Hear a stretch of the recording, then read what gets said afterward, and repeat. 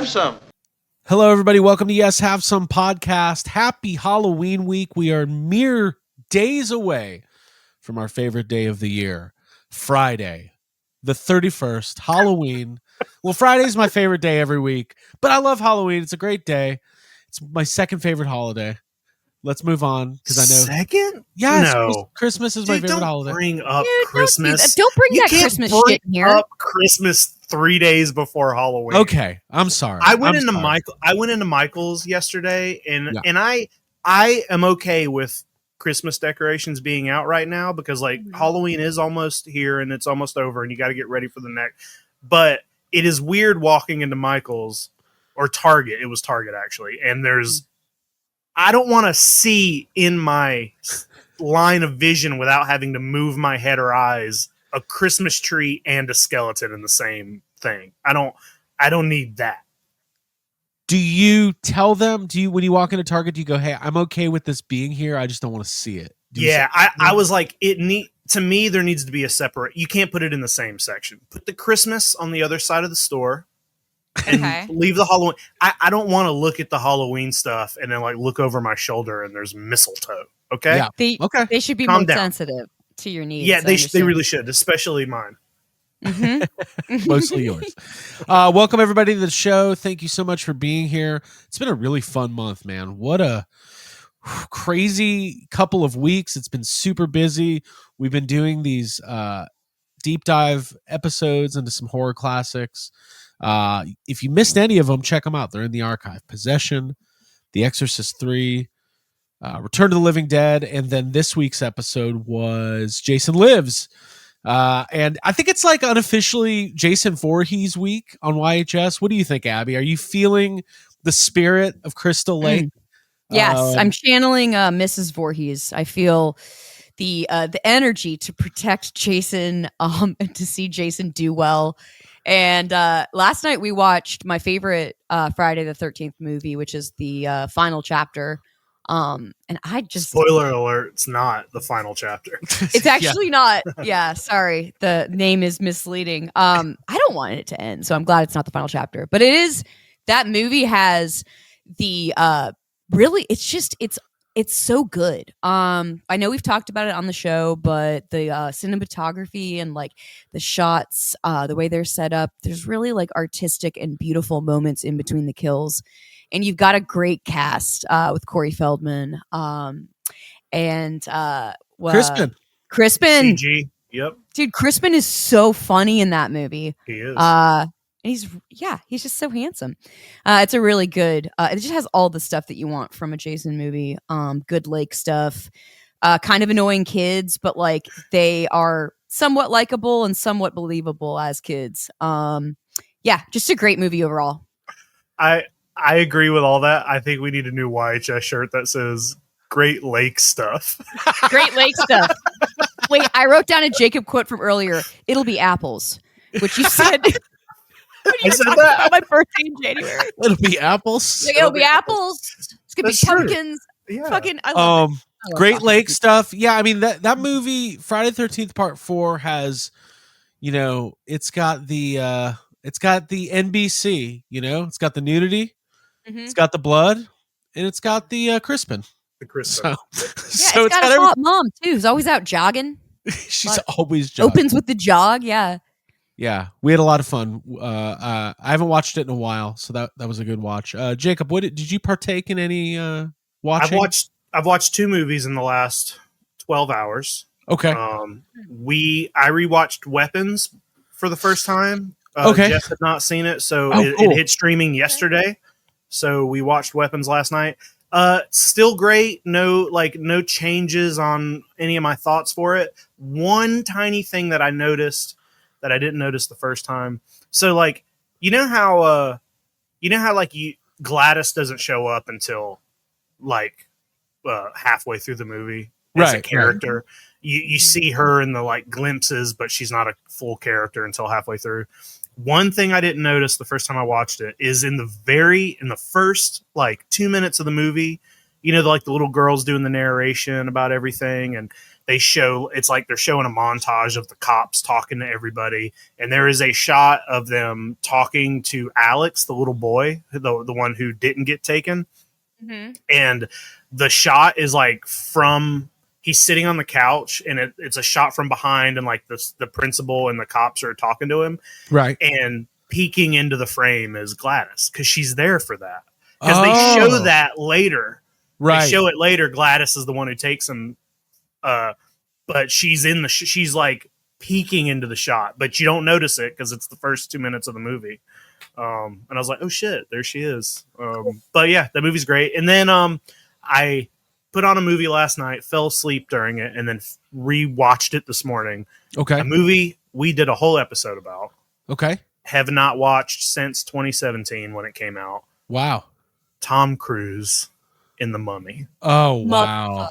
They added it. It's on HBO. It's on HBO Max. And last time I watched it was, I'm pretty sure, bootleg, because there was like no way to see it, and we were trying to do an episode. There was no way to see it except for going to the movie theater. There was no way we were paying for that. We watched it on Craig's phone. I remember on our spare bed, like back at our old house. This is first of all, I don't condone that. Yeah, we don't condone that. I felt really bad about that. Telling you to do that, please. That's cheap. It's not how you should see a movie.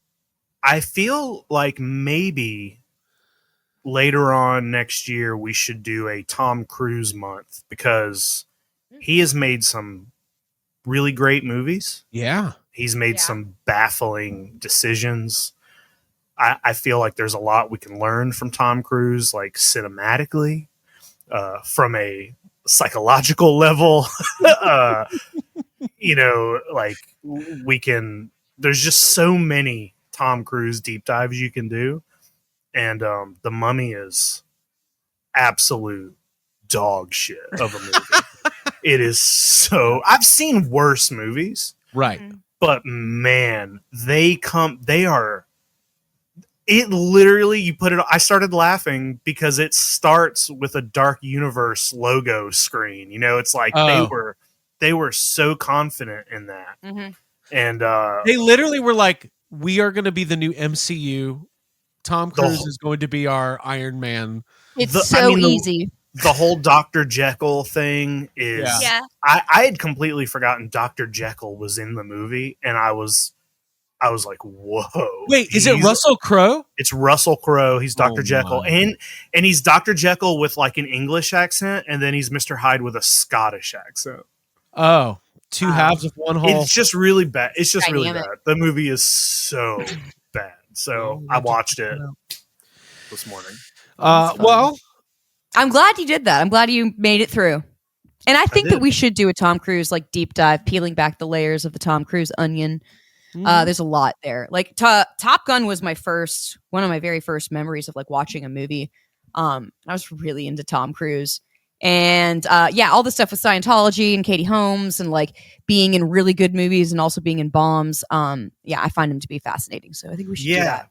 And I know, Craig, you mentioned recently about wanting to watch Magnolia. I don't know if you've ever seen it, and I rewatched it. It's on the Criterion channel, and it's like 3 hours long, and I popped it on one day thinking I was like, you know what, I'm gonna put this on for just a couple minutes, and because I don't remember much about it.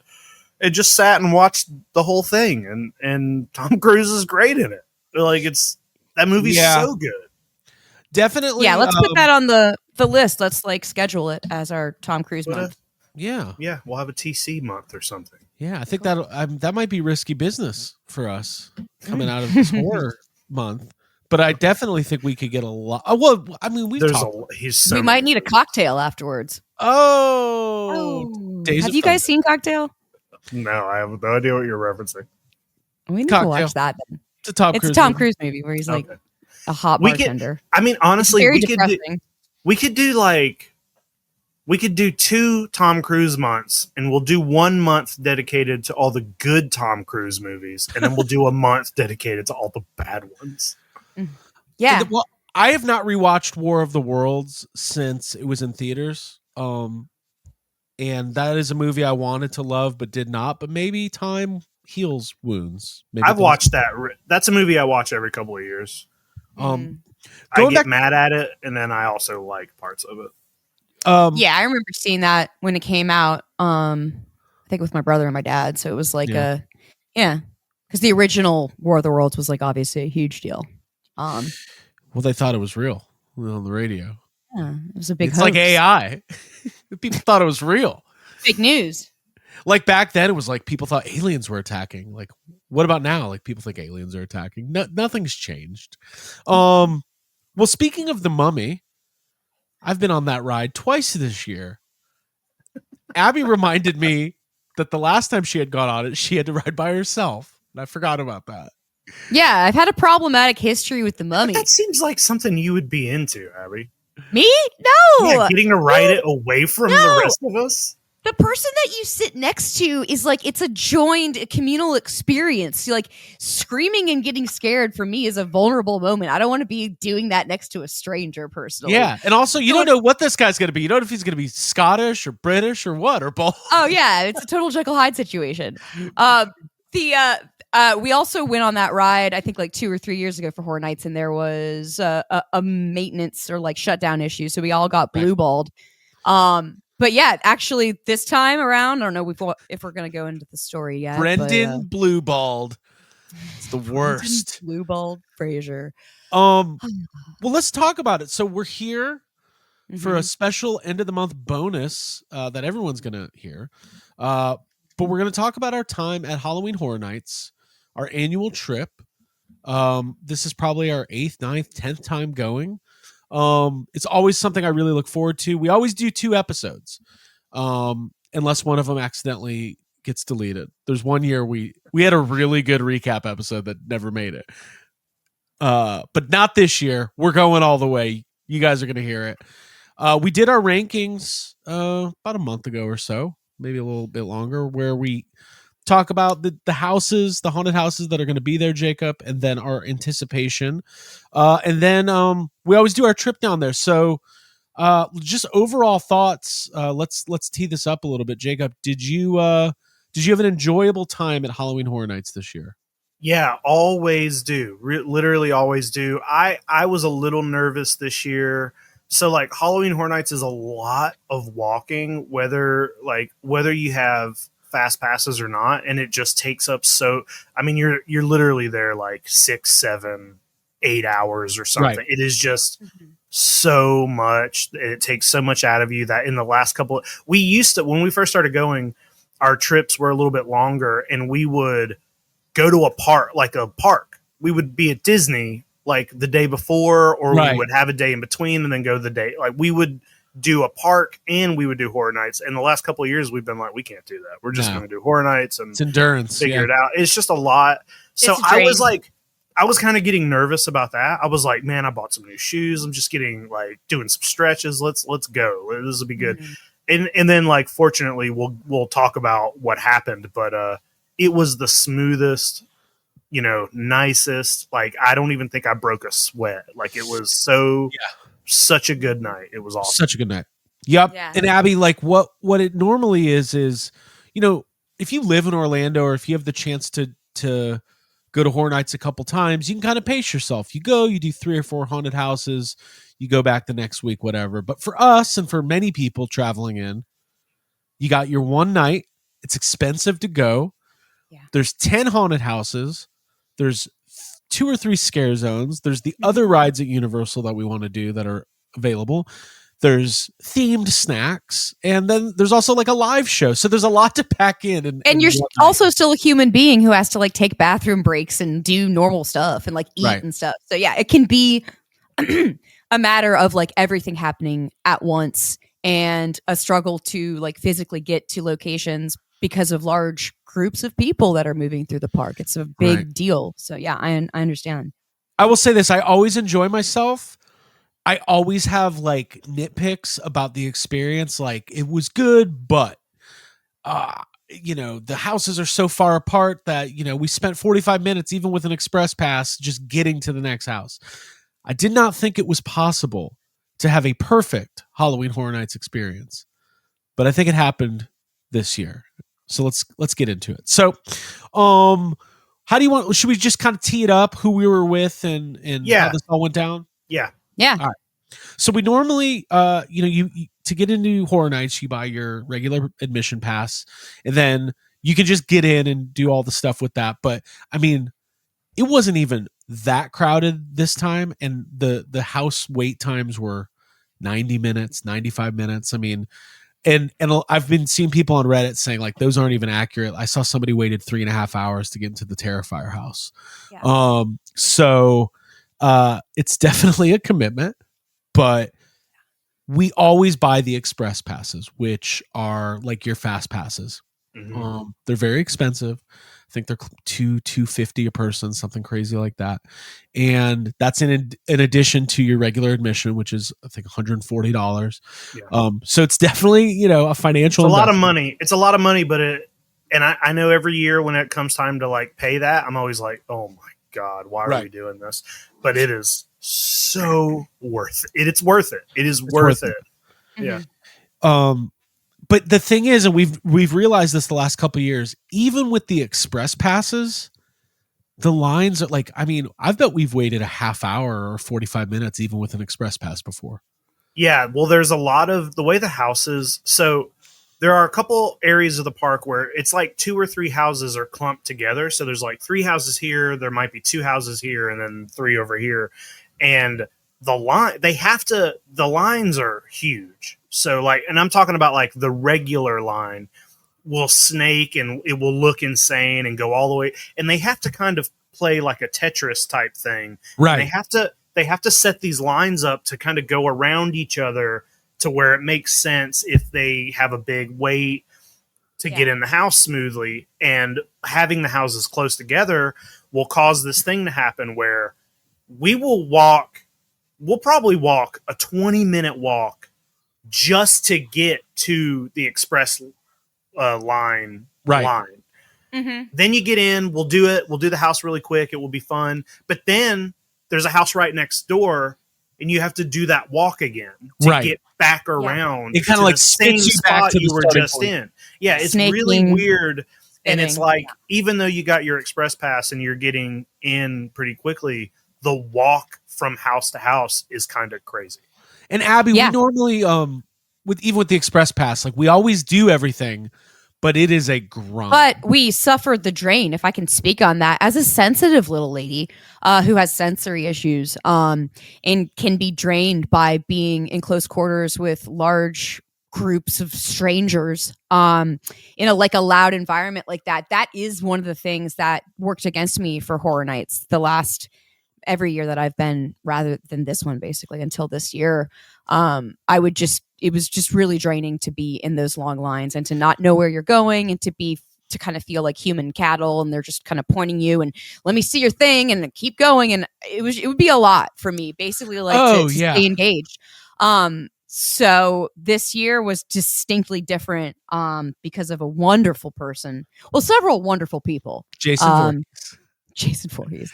Yeah, let's talk about it. Yeah, let's talk about who we need to thank, because there were some really key people. So we made plans this year to go with our buddy Peter. You might know him as Attack Peter. He is an artist, and he's been on Toy Anxiety a bunch of times, and he works for Mondo. And you probably, if you know YHS, you probably know who Attack Peter is. Over the last couple of years, we've become really good friends with him and his wife, Gabby. They're great people. They're super fun to hang out with. And they hadn't been to Horror Nights in a very long time, and also both huge horror fans, and it was nice to hang out with them in like a non-convention setting.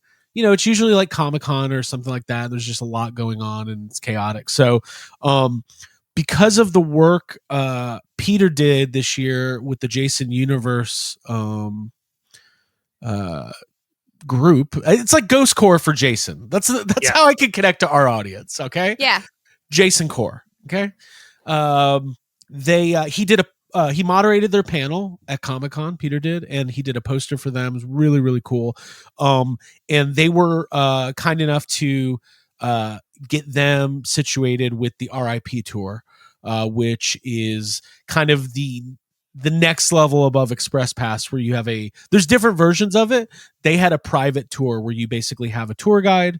They get you to all of, like, I don't even want to say it's like not just the front of the line. It's like front of the line, but no line. There's no line. line. You're going through doors you didn't know existed. Like you're skipping Escorted. around. You're going through back entrances and like Very you're seeing break rooms and you're like in the back of how people are in their out. Yeah, it's like it feels like you're where you're not supposed to be a lot of times. Yeah, which is what I live for.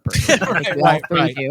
It's very expensive to do this. Although we were doing the math, and if you have a big group who's willing to, shell out a couple bucks, you could do it. And I would say this: it's very worth it.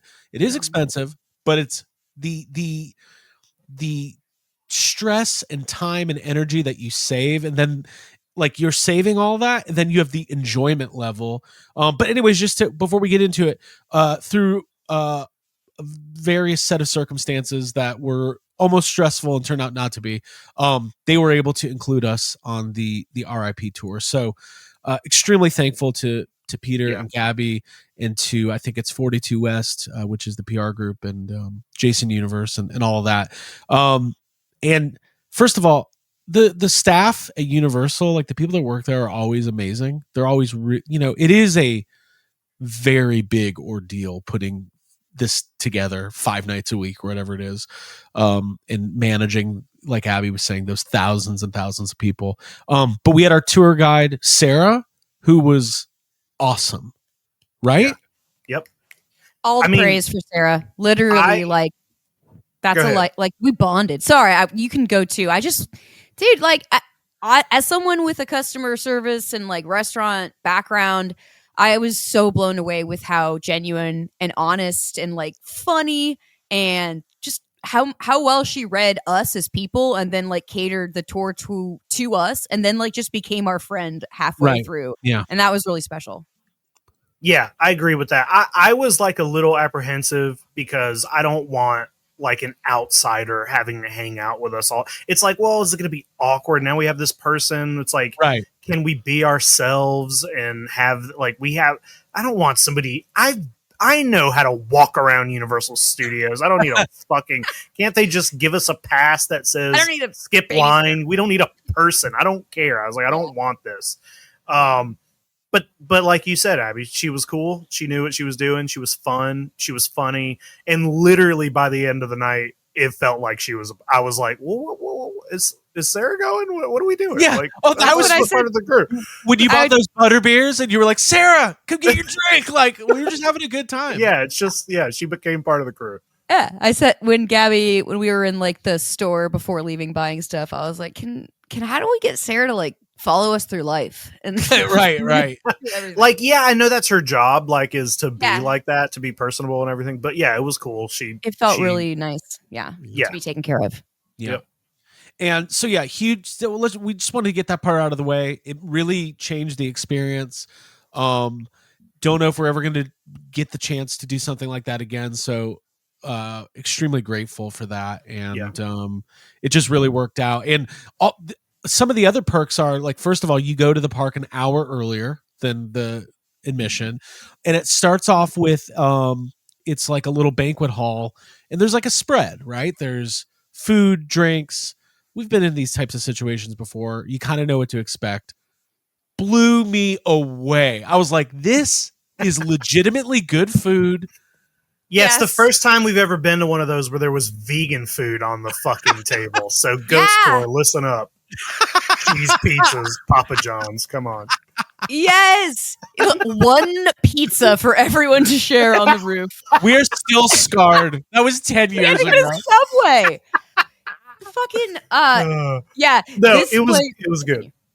It was. I was so blown away by it. I wasn't anticipating it. When I think about Universal Studios, I tend to think like, oh, the food's kind of like mid, subpar, like, whatever. I'm not talking down. I'm just saying that's how I felt. But I was really impressed. Like, what are you gonna do? It's a theme park, exactly. We don't have like a commissary chef and kitchen, and like it's a lot of people. You're moving people. The fact though is.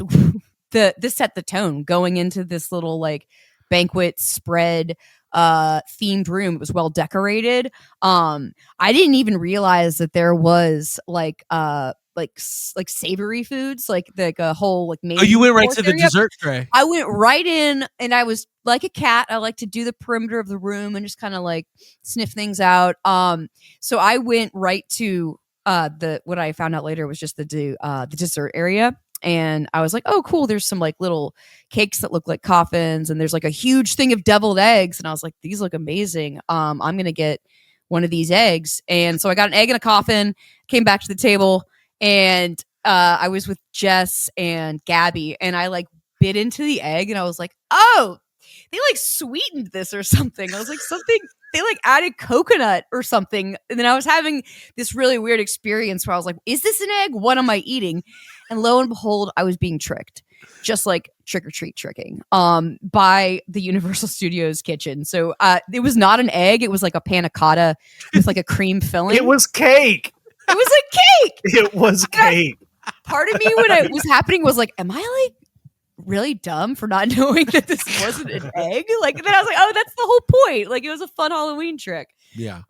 So shout out to those eggs. And then when I made it further into the rest of the spread, there was rice and seasoned beans and fruits and cheeses, and it was fucking awesome. Pizza fries and the hand pies. It was insane. Like literally, we were in there for like 30 minutes. I was like, can we just hang out here for like another hour, please? Well, because then there was a special guest.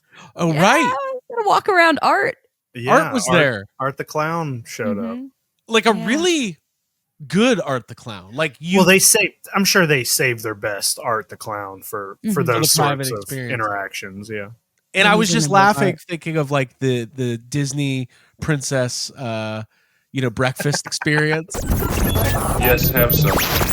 Yes, have some. Yeah, I was laughing to myself, thinking about Cinderella's castle. And it's like Cinderella, Snow White, and Belle. And then here comes Art with his fucking bag, just pulling out, I don't know, other Disney characters, saws and saws and fucking sunglasses.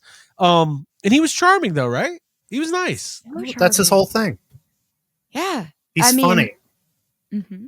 He's funny. You don't have to worry about like him being too chatty, because he's a mime. So like, it's easy to hang out with. I had a really good time seeing and meeting him. Honestly, I thought that was really exciting. And I did watch Terrifier, the first movie, recently. So I felt like I kind of got to a place where I was able to understand Art's shtick and like conquer the fear that I had kind of been brewing for a while when I was avoiding the movies. So having seen them and like knowing what he's all about, I felt like kind of a empowerment and a strength. And he was just delightful. That's all I could say. Seeing Art in that space and then throughout the rest of the park it was joyous. I really enjoyed it. I think if a month ago I would have said, hey, Abby, at Horror Nights, do you think you'll eat some fake deviled eggs with Art the Clown? Like, that sounds gross. Like when you say it out loud. Yeah. Yeah, absolutely. But I went back and got another egg, and I got lots of photos with Art, and like, I'm so happy to have them. I get the charm, and I get his charisma. I don't think that the Terrifier movies are not ranked high in like my rankings of horror franchises or of like slasher killers. But I understand that there's nothing really to be terrified of in the Terrifier series. But I don't know. That's good. Well, some of the fans maybe. Some of the fans. Well, I want to know, Abby, if like Abby, since you're feeling like it sounds a lot like Nightmare on Elm Street, like where Nancy gains the power over Freddy Krueger. Yeah, dude. Yeah, dog. Are you feeling like you might be good to sit down and watch part 2? Yes, I absolutely do. Because I already got spoiled a little bit on some of Art's little crafty art installations. I will mutilation art installation. So next week, I will put it with my stuff. I will bring you the third one on VHS. Mm-hmm. And then if you decide to watch the third one on VHS, I feel like watching something like that on a VHS tape will maybe take some of the high definition out of it. Maybe it'd be easier to watch since it's on a tape. I don't know. I haven't even opened it, but I'll bring it to you if you want to watch it. I mean, the whole Fuck thing yeah. is when those movies were hitting theaters, everyone was like, "Oh, people are passing out." And lady had to go to the ER. And you always That makes me roll. That makes me roll. Those are people who've never seen a gory movie, and Right. like you've seen the Fly is grosser, I think, than Terrifier. I can't watch grosser, The Fly. dude. I get so Yeah. grossed I out. know you couldn't. I think They we need had to that do- on They Halloween should of do last a year. Fly Halloween Horror Nights house. Hey, I before want to this walk through goes, and get barfed on. By Yeah, I want to get in that bathroom mirror. Yeah. See what's going before on. this goes any further, I think we have to talk about a little incident that happened when we entered the park. Before we went in the gates, yes. Jacob. Yeah. What happened? Well, so been really into this movie called Possession lately. Oh yeah. Love it. It's at the top of my. It's gonna go into my Letterboxd top 4 if I don't chill out. If I'm not careful. If I'm not careful, it's gonna end up in there. That's a funny way to put it. Yeah. So a couple weeks ago, I was out of town hanging out with Trevor Moore. Wait, have we talked about this on the show? No. Probably not. No. I went down to Scaradise to hang out with Trevor Morgan from Jurassic Park 3. We had a whole day of hanging out together, and He's been on the show a couple times. yeah, Yeah, and love Trevor. there was a vendor there who had a lot of really great shirts, and me and Trevor both bought some stuff, and I bought this Possession shirt that I'm wearing. It's if you look up Possession, this is the cover. There's boobies on it. So like, okay. So I had not worn this shirt yet. I was like, this is going to be my Horror Night shirt. Got it ready, put it on. I specifically asked Craig, Yeah. do you think this is a problem? Because there's boobies on it. It's not graphic or anything, but there It looks are. like a statue. It looks It's like a statue, but artistic. there are 2 tiny little nips on it. And Craig assured me that he knew for a fact it would be fine. He said, Here's the thing. he said, hey, it's after hours. Everybody's going to have a horror shirt on. It's Horror Nights. It's Right. fine. Which Not Disney. I agreed with. I was like, you know what? This must be true. They're not going to, who cares? And usually I am fairly cautious and like I would Yes. be the one to be like, Yeah, don't wear that. If It there would- was I believe that. I believe Yeah. if there was any thought in it, that it would be true, that you would have told. I me. mean, We call him there is Cautious a- Craig. haunted house that's what we we call will talk about. Cautious Craig went through this Terrifier haunted house Yeah. where there is a It's woman the worst shit you've ever seen in your life. hanging Yeah. upside down who has been sawed from the genitals down to her throat. Yeah. Um, with her nipples out. yeah, Oh yeah. that's Oh, yeah. fine. The t-shirt. The t-shirt's not good. So we got there, walked to the, there's the area where you got to go through the metal detector. Right. And as soon as I not even a hesitation, I walked up to the metal detector, and the guy goes, "Oh man, why'd you wear that shirt?" Like I'm like, he goes, "We got to find out if you're able to wear that." He's like, I went through, and he was like, "Stand over here. We got to get someone to check you out." So they had to So like insane. call somebody who's in charge of making those decisions. The guy shows up and immediately is like, "You can't wear that in the park. You can't even take that in the park." And he was like, "Do you got another shirt you can put on in your car?" And I'm like, "No, I don't bring extra clothes to Universal Studio. No, I Took don't." an Uber.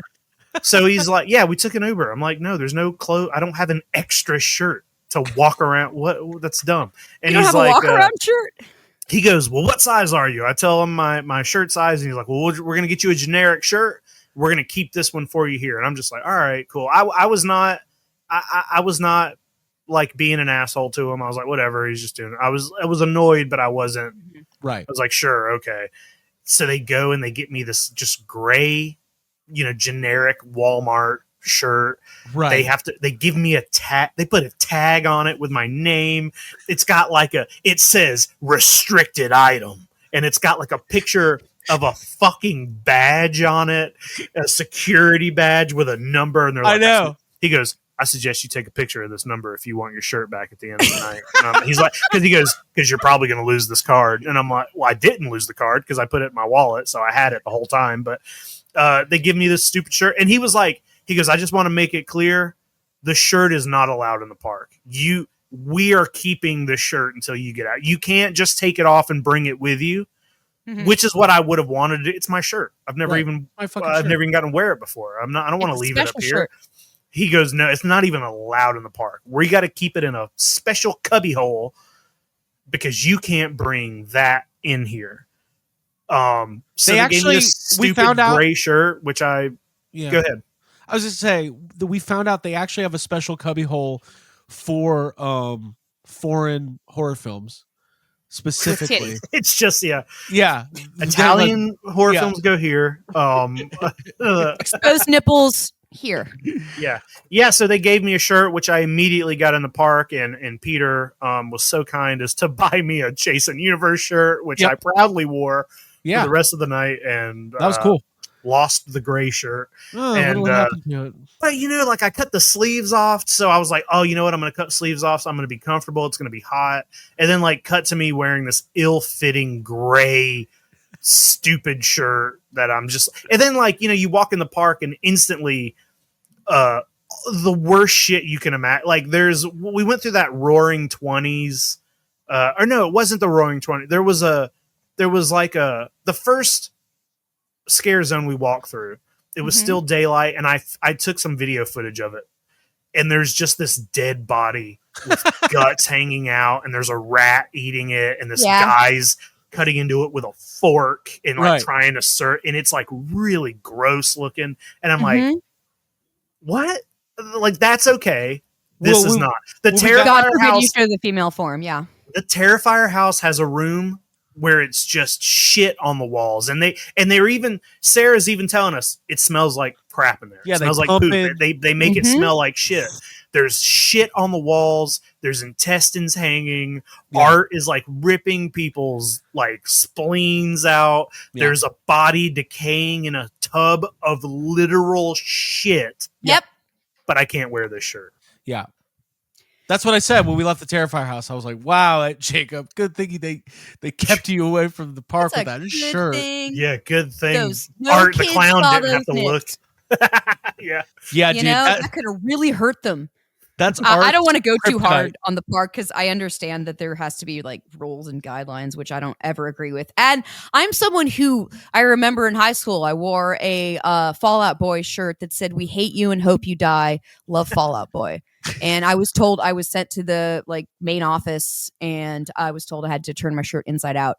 I mean, I'm sure the guy whose decision it is probably well, if I let that in and then my boss gets hold, I can get. They're covering their ass, yeah. Sure, but it's so stupid because it's not explicit at all, and the things that I had to look at inside the park were pretty explicit. Hey, you know what? Also, it's a horror nights. It's horror nights. Almost every single person has some version of a black T-shirt on. It's after hours. Get a black T-shirt to give the people. Don't give a gray shirt.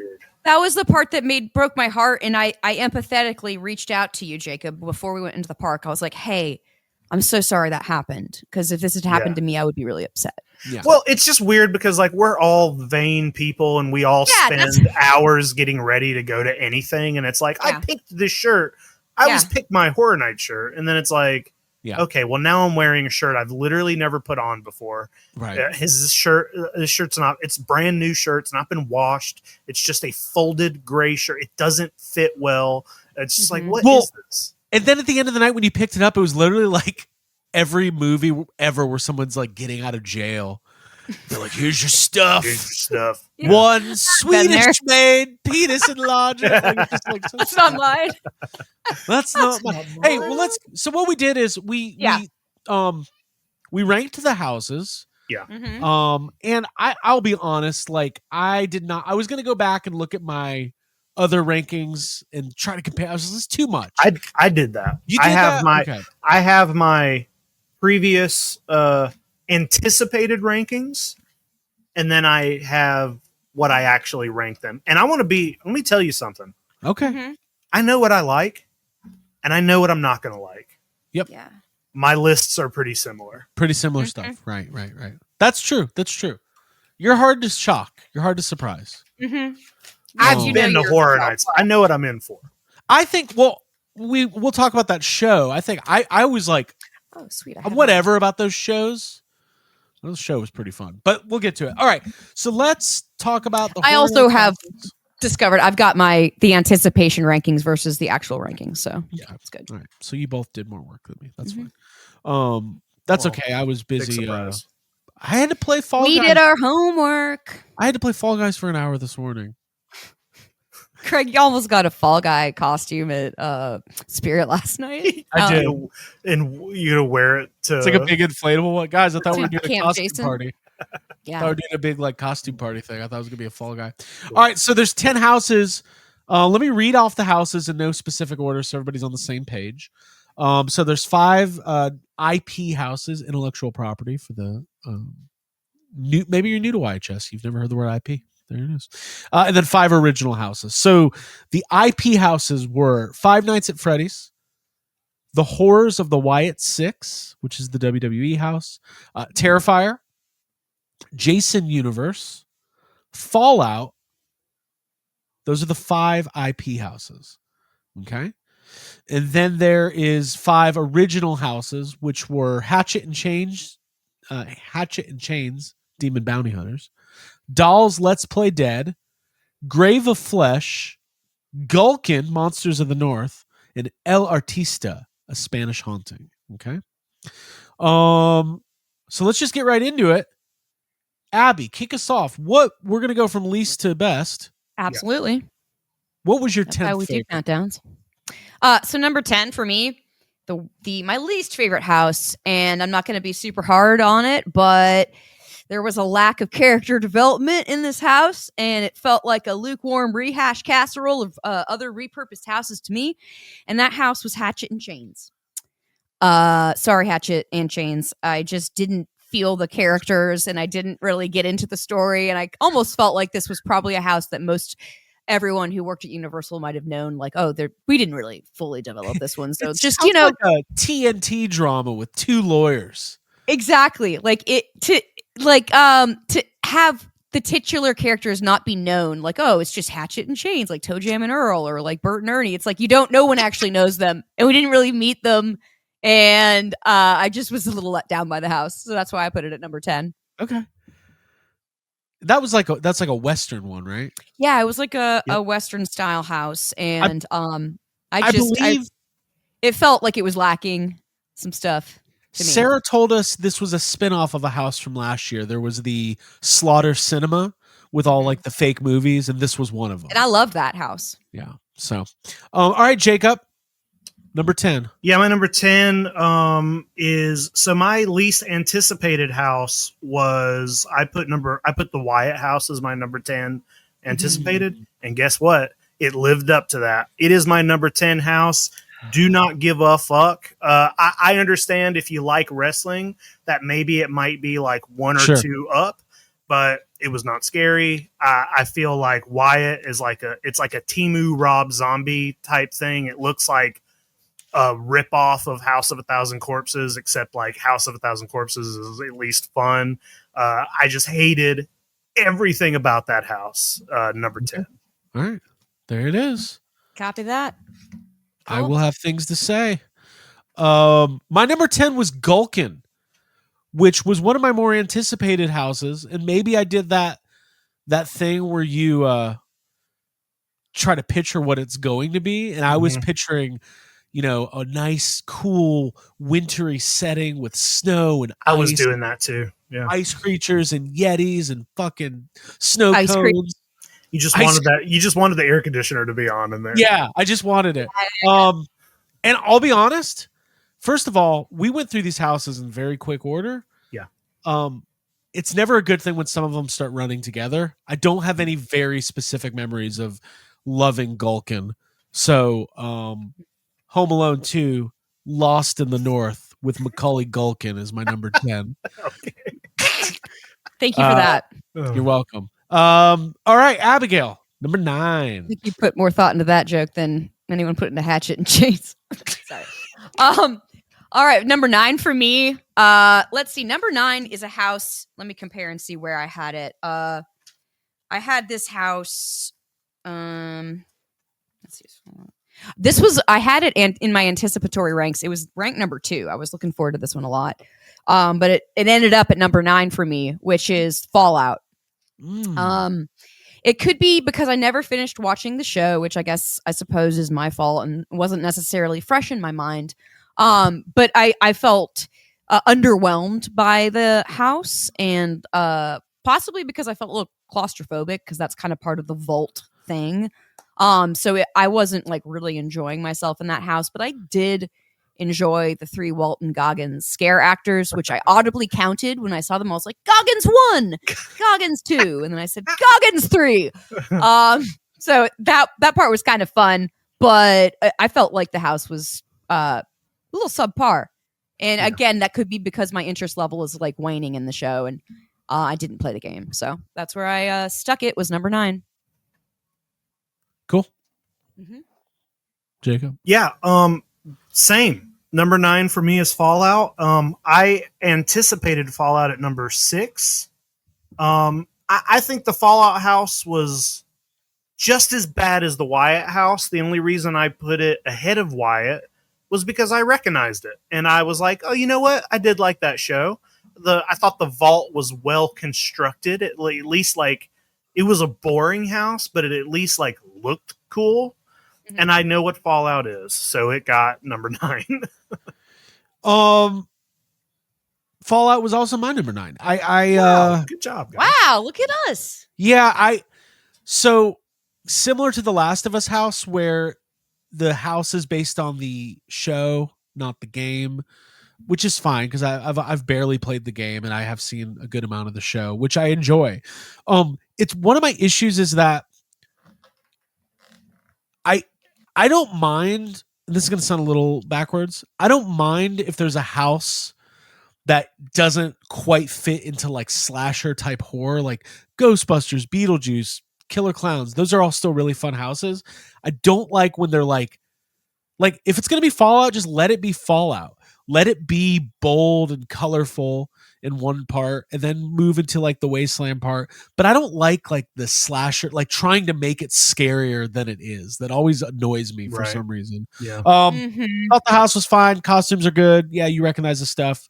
But yeah, it just didn't really do it for me. I don't know. Maybe I have a negative association with like video games or something. Like people, those fucking suits. Like, oh god, look at the suit. Look at the big.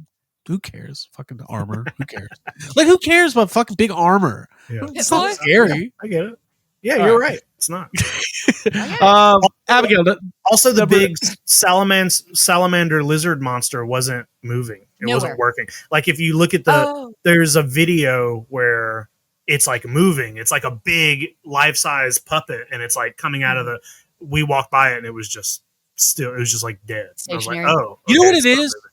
Who's the actress? Ella Purnell. She's really good. Yeah, she's really good in that show. But what they do is when there's a female like protagonist they try to make it like in the house. It's like she's like a final girl. I'm like, what are we doing? That's not her vibe. Yeah, it's weird. Exactly. She's like, help me. All right. I know she's like a sweet, dynamic character in the show, and in the house, she's like, it totally doesn't fit the vibe. I agree. All right, number 8. Let's see. I can look and see real quick where I put this one. This was a house that I ranked. Let's see. I had this at number 6, and it is now at number 8 for me. It's the Wyatt 6. I felt like this one was pretty lackluster. It did have one really cool hallway with a lot of monitors, and I liked that hallway. But beyond that, I'm not into the Wyatt family stuff. It feels a little bit tired and not really like super cool to me. So that's why I said number 8 for the Wyatts. But it was cool to kind of feel like you were in an episode or behind the scenes for like a taping of Raw or something. That was kind of cool. Yeah. Okay. again, I'll have thoughts coming up later. Much later. We can. I can't. Okay. Whatever. What number are we on? 8. 8. 8. So fucking bad. I'm so annoyed. My number 8. My number 8 is Five Nights at Freddy's. I had this in my anticipated as number 3, and it's not that I didn't like it. I thought it looked really cool. I thought the animatronics were really cool looking. It was fun. That was a fun house. I just think like from 8 to 1, I kind of like all these houses. Like they're not, some of them aren't the greatest thing, but I the Wyatt house and the Fallout house are the only houses that I really like, just did not have fun in. The rest are fun for me. So this is, so it's harder to rank when it's like that. It's still number 8, but I still had fun in there. I like the big, weird animatronic hands coming out and trying to grab you and stuff. I've never played those games. I have seen the movie, so there's that. But yeah, that's number 8. Cool. Won't spend a lot of time on this. I had number 8 as Hatchet and Chains. I do like the Western motif. I enjoyed that, but not overly memorable for me. Hey, I'll have thoughts on Hatchets and Chains much later. Much later. Okay, so yeah, it's fine. It was fun. It was fine. I do like Western stuff. Was there like an old timey piano playing in there at all? Probably. I didn't hear it. If I would have heard it, it would have been. I don't know. I don't remember. This has gone up to number 4 or 5. All right, Abby, go. We already talked about it. Go to number 7. It up for some old timey piano. Yep. We're on what? 7. Number 7. All right. 7 for me was Gulkin. I really enjoyed the 3-eyed animatronic head that was like placed really high up. I thought that was very cool. Anytime looked like Atreyu to me. Yeah, and and it's so Universal Studios to see a big animatronic head like facing you and to be like taken aback by it. So I enjoyed that. I also liked the like forest vibes and the fact that there were a few cool blasts of air. It wasn't like super air conditioned, but you had it was a little brisk. So I liked that change of pace. Cool. Mm-hmm. All right, Jacob, number 7. My number 7 was the Artista house. I anticipated this at number 5. This was not very scary to me. The thing that I liked mostly about this was that it seemed to have a really high production value, and it seemed longer than some of the other houses. And there was like a whole courtyard, and there were some cool paintings. I was watching our older episode, our anticipated episode, so I could get my ranking. And Abby, you said something about this house that was literally exact. You just have this really funny thing where you're like, yeah, it's probably about this guy who does paintings and all of a sudden's like, I'm possessed. And I was like, that's exactly what the house was. I know, I was being unfavorable.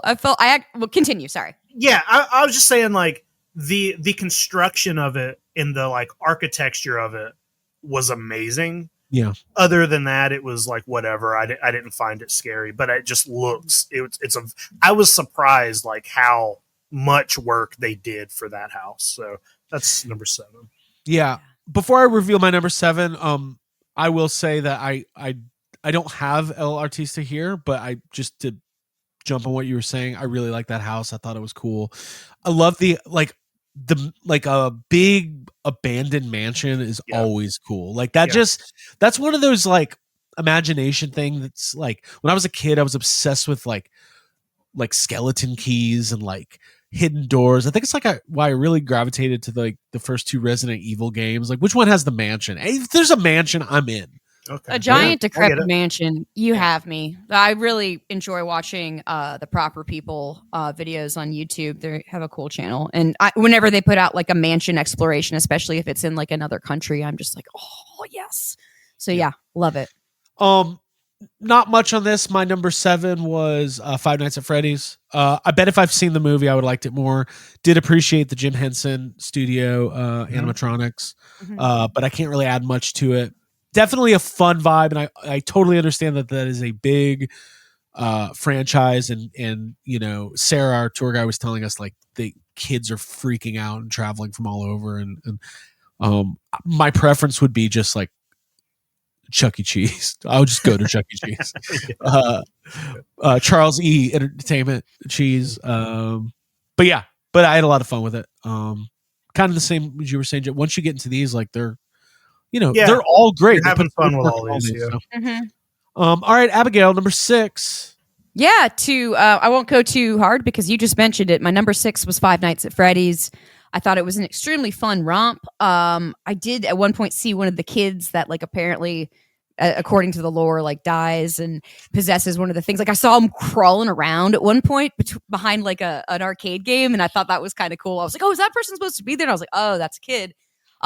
So yeah, I have not watched Five Nights at Freddy's. I will admit that, but I want to. After going through the house, there was big animatronics. I live for that. I love it. Like life-size, larger than life animatronics are extremely impressive to me. And it's such a good nostalgic throwback to see that operating. And there's so much more care put into that versus like a 1920s vampire stripper or whatever. It's very, very cool to see like a robotic thing like that. So yeah, I put that at number 6. Cool. Yeah.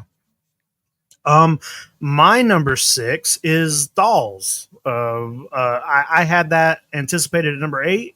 And I think, first of all, probably for all of these, the synopsis that they give you on the Halloween Horror Nights house on their website, I don't think those synopses do these houses any favors because they all kind of sound, the way they word them is just not great.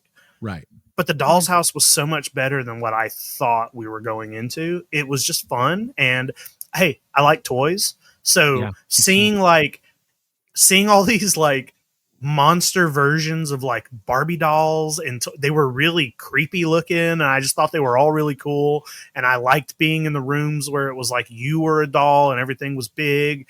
And this room had buttons you could press. And Sarah helped out with letting us know there were 3 buttons. I found all 3 of them, and one of them was a button. There was like a stove. And if you press the button, it turned the stove on, and the light in the oven came on, and you could see that there was a severed head in the oven. And you don't get fun. that. You don't see that if you don't press the button. And I just thought it was that house was fun. I just thought Dolls was a fun house. Yeah. Yeah. Also had Dolls at number 6. Not much to add, other than when I was a kid and I first saw the commercial for the Honey I Shrunk the Kids area at MGM Studios. Mm-hmm. You could ride on Auntie. I was like, this is the most important thing that humans have ever achieved. I really like this. I'll show you. I'll tell you. I'll show you. Well, we clocked the Auntie at 35 miles per hour. The scorpions are lethal by 6 months, and I do mean lethal. Dude. So there's some of that vibe. You're shrunken down, you're doll size. Super fun. There's something inherently creepy about seeing like a Barbie style doll with its hair ripped out and fucking not a paper clip, safety pin, like a safety pin through its head. I asked Abby in the house, I was like, did you used to do that to your dolls? I don't know if you ever answered me. Don't steal my thunder. I have this at a lower ranking, so I'll get to it. All right, cool. So that was my number 6, Dolls. Good effort. Fun. Mm-hmm. Abigail. 5. Number 5, Grave of Flesh. I have that. That was an original IP that Horror Nights put together. And I liked it because this house had the money shot, which is you being in a grave, looking up at your gravestone, like really high. And it was just an absolute mindfuck of like, it felt like a Twilight Zone moment. I have always been fascinated and terrified by early entombment as a Edgar Allan Poe fan. That's just the most terrifying thing to think about, being like having the bricks put up over you and like, the gesture you're behind and you're buried, you're gonna die there. So going into this house, I really enjoyed the elements of it being like a graveyard, and you saw like the old grave digger walking around, and it was quiet and still and beautiful in moments, much like a graveyard is, which we've talked about a lot this month. So I enjoyed the fuck out of this, and I think it probably worked for me most because I am afraid of being buried alive. I think it's terrifying. Yeah, I agree with everything you said, Owen. Cool. Fuck yeah. What number are we on? 5. Okay, so I have as number 5 the Gilkin, which I had this as number 9 in my anticipated. Okay. And I will say the first half of the house I did not enjoy. The beginning of this house, I was ready to put this as a low number. But then there were these big animatronic wolves that were really cool. You don't see that kind of thing super often. They're like full-bodied animatronic wolves above you. And I thought the wolves were really cool. And then there's a huge Wicker Man, and it's on fire. And I love the Wicker Man. That movie's great. That's such a good movie. And I've never seen something like that in a Horror Nights house before. It had this really cool fire effect. It was like right in the middle of the house, and it just looked so cool.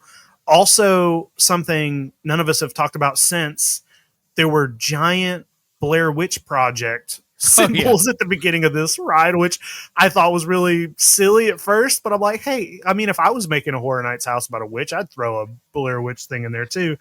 But the thing that put this number 5 on my list was, Abby, you were talking about it, the big animatronic witch.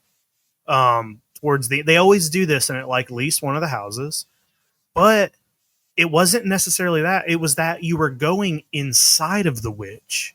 And once you saw the big animatronic and you went through its like chest, you were in its body, and the rest of the house, the walls were all intestines and guts and bones hanging out of it. And there were like intestines running through, and there was a giant heart. You saw its heart. And I was like, what the fuck? I was like, this is so weird and gross. We kept swinging the intestines at each other. I loved it. That end half of that, I was like, this is going higher than like the first half I thought was a little, and it made me think like, oh, did they do that on purpose? Did they make the first half like kind of generic, so once you hit that Wicker Man, you're just like, what the fuck is happening? It's planned. I like that. That was a cool house. So that is my number 5. You guys are gonna make fun of me. I know it, but and you don't remember any of that, is what you're about to say. I literally don't retain these houses. Well, listen. I have so I took notes out of every house, and I did that. Okay. And I did that because I knew the same thing would happen to me if I didn't. Like it's hard in the moment, and especially when you're doing house after house. And I sort of feel like when I get to Chains and Haunter or whatever, you guys are also gonna be like, oh, I don't remember that. And because that house was fucking awesome, and nobody seems to remember it but me. Yeah. All right, I got you. Okay, what did you do? Number 5 for me was Grave of the Flesh. For all the reasons Abby already said. Super cool. It reminded me of the first time I went to the Field Museum. Is it the Field Museum? Is that the one that has Sue? Yeah. So there's a really good mummy exhibit there. And I remember as a kid, Tom Cruise. The mummy with Tom Cruise. Dude, mummies are all over this episode. This is crazy. When I went to the Field Museum when I was 5 or 6 years old, there's these really great, like, you kind of like look kind of similar, like you look down into a tomb and you see like, you know, the mummy, and it always stuck with me as a kid. It's something I thought was like really creepy and really cool. I love the part in this where you walk and you look up and you see like the walls of dirt, and then you're, you know, just as Abby described. It's very, very effective, very, very cool. I kind of like from a thematic standpoint for an original house, I like that more than, you know, they go really hard with like story and lore. I like it more like, I feel like concept. You need a better, a concept. Got like one phobia. Exactly. Yeah. You focus on it. Like, imagine if there was a house that was like an abandoned elevator shaft. Fuck. I don't know. you put me in there. I'm fucking scared of that, right? So, Mhm. I think. Or, hey, you could put Craig in a working elevator shaft. He's Yeah, scared of that he was too. still scared. This next house is called the Double escalator. Elevator. Oh my god. Don't eat too many cookies before you get on the elevator. Dude, I've been trying to eat healthier. That shit goes out the window when you're at a fucking DoubleTree and they're just shoving warm cookies in your fucking mouth all the time. Yeah. Even though you have to It's go the out of reason. your way to go ask for them, and I'm acting like they're forcing them on me. Okay. So that was my number 5 was Grave of the Flesh. But we can move on. Abigail. Yeah. Number 4. This was my number 10 that I had in anticipation ranks. Wow. I was not anticipating this house to be fun, and it was. And I put Terrifier down for my number 4 house. I think that I've already stated that I think Art the Clown is just a silly guy. He does all sorts of stuff. He's into scat fetish stuff, and it's kind of fun. Honestly, I support him. I don't judge. And I like I said before, he's a silent killer. He's not going to chat you up too much. There's not too much to like listen to, or like not as much telling as just showing. Like, oh shit, there he is right there. And having seen the first movie, it was really fun to kind of live through it a little bit as you walk through the house, and then to kind of get some of the scenes for the next movie, the second and the third movie, actually made me want to watch them, because I was like, well, that was some shit that I just saw. And the fact that when I get out of there, the endorphins and adrenaline are just like racing, because I'm like, I did the thing that scared me and it was fine, and I enjoyed it. Hell and yeah. I got a photo with him, so good for me. That's awesome. Yeah. Love that. Cool. Thank you. All right. All right. So number 4, let's do this. This is the Chains. What's this house called? Chains and Hatchet and Chains. Okay. Hatchet It's the worst named house. Hatchet and Chains sounds to me like I'm going to go in and the dude from The Walking Dead, it's like his restaurant or something. You know, Dude, Hatchet and Chains to me sounds like I'm checking the DVR and I'm like, Hun, get in here. We got 2 new episodes of Hatchet and Chains Hatchet to and watch. Chains. AMC spinoff. Yeah, AMC Hatchet and Chains in New York. The Book of Daryl. I'm Hatchet. I'm Chains. Chains Yeah. doesn't take any It's- bullshit. It's the worst named.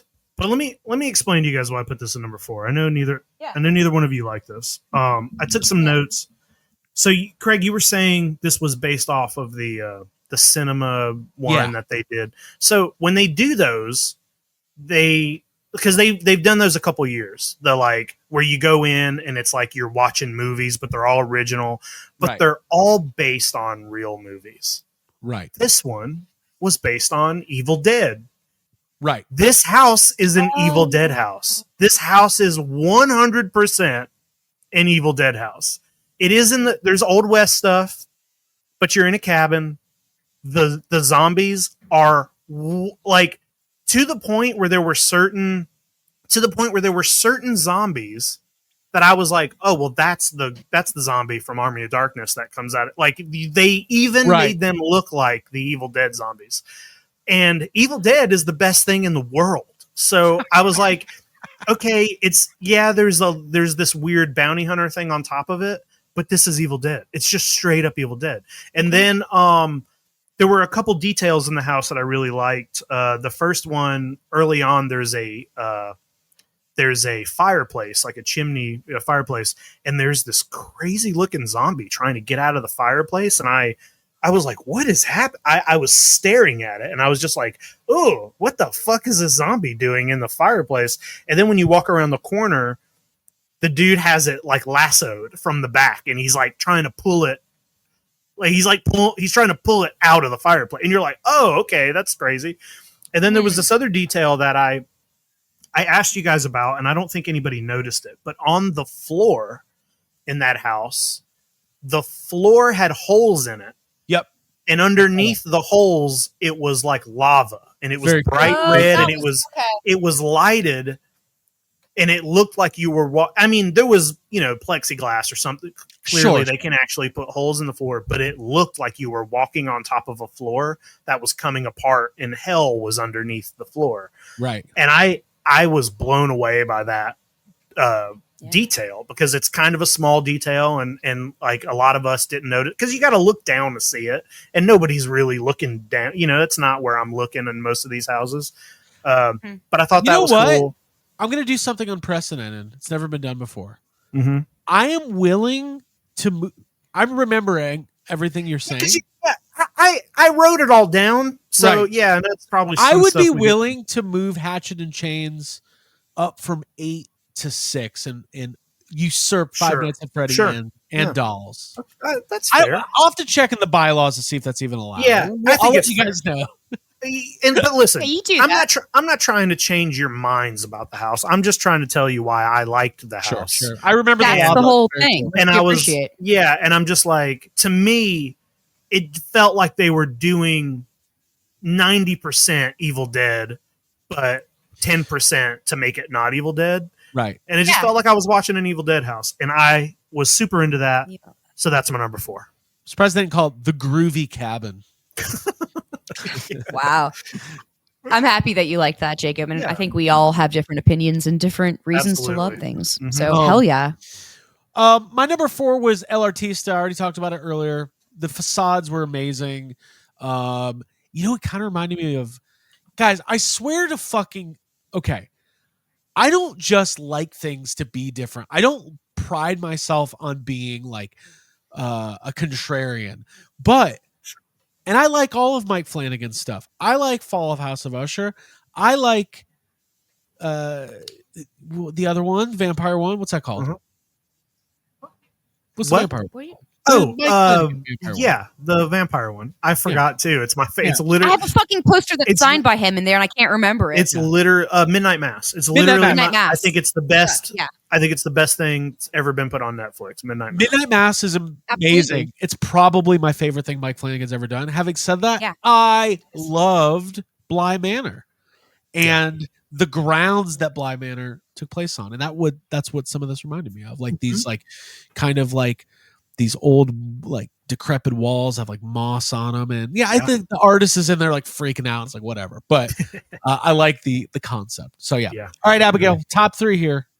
Top 3, and just to piggyback off of what you just said, keep it in the vein. I have El Artista, the Spanish Haunting, in my number 3 spot, because that house, as you were just saying, and I'll continue, had an A+++ on aesthetics, baby.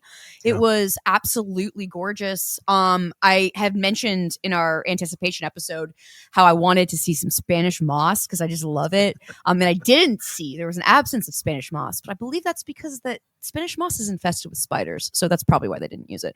But there were a lot of like clusters of foliage and like purple flowers hanging from the exterior of this crumbling mansion, which, as I've stated, I'm so obsessed with the idea of exploring abandoned, derelict mansions. And to be able to go into this house, which I did have ranked, I don't know where, but it was low. I was not excited about it. But to step into it and be like, oh, this is like the Guillermo del Toro inspired, like this is where the budget's going. And that's what Sarah said. She was like, we put a lot into this house, so enjoy it.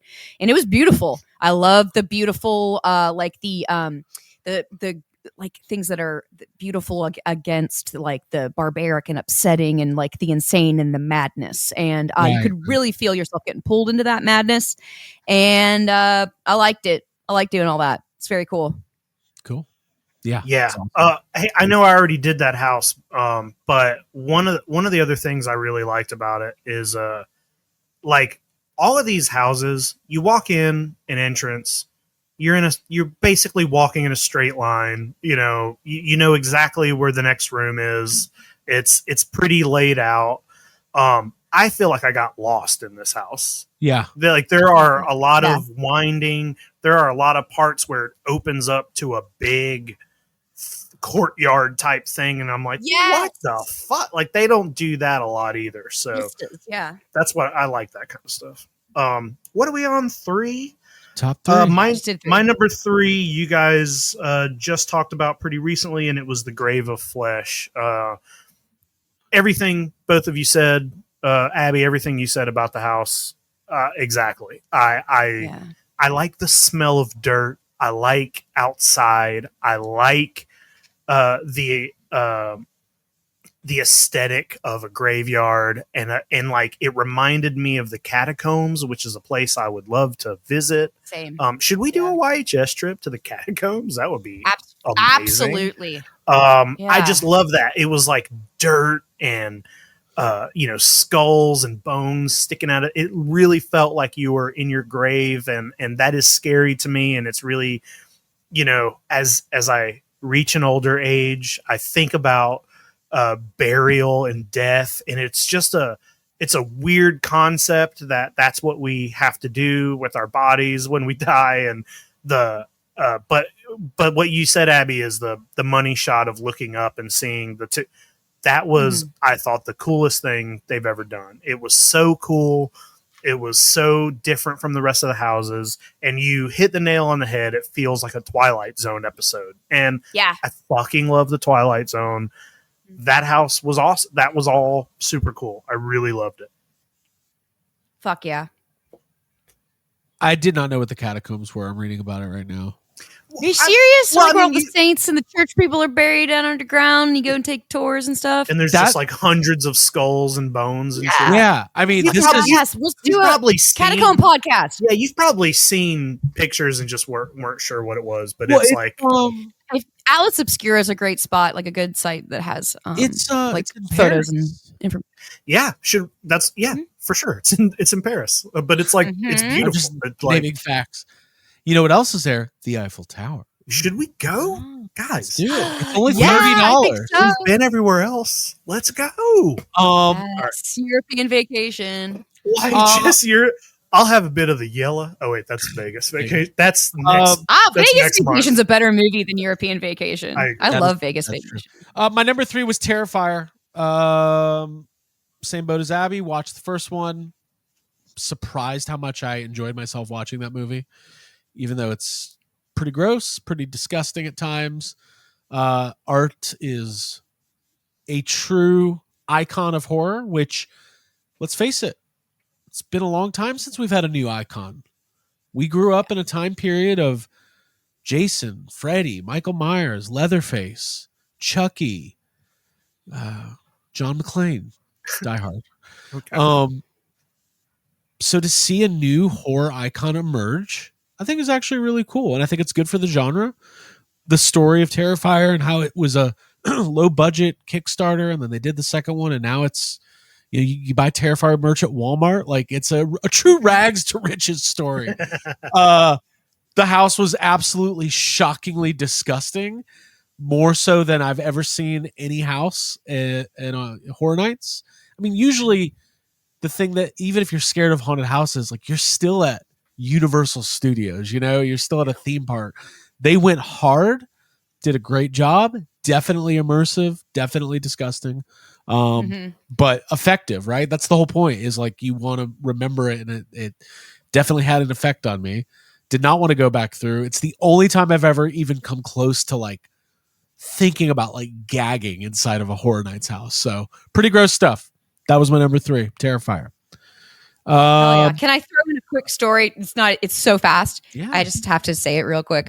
When we were making our way in the bowels in the back area of Universal Studios towards, I don't even remember what house, we saw a golf cart that had Art the Clown sitting in the back seat, and it was like moving away. And I was so excited as soon as I saw it. I shouted, I was like, "Cart the Clown!" And it was like the best moment of my life, because I think I got a little laugh. Yeah. Art in a cart. Art in a cart. Art in a cart. Cart the Clown. Yeah. So that, Yeah. I had to say that. Abby, that was a funny, because after that happened, after Art went by in a golf cart, another golf cart came behind him, and I remarked that it looked like Scooby-Doo, like they were chasing Art the Clown in a golf cart. Go to the warehouse. That was very funny. Yeah, Abby, what's your number 2? Number 2 for me is Jess's number 1, which I respect the fuck out of Jess for going with her gut. This house is my favorite, and it's because I identified with the protagonist. Dolls Let's Play Dead is my number 2.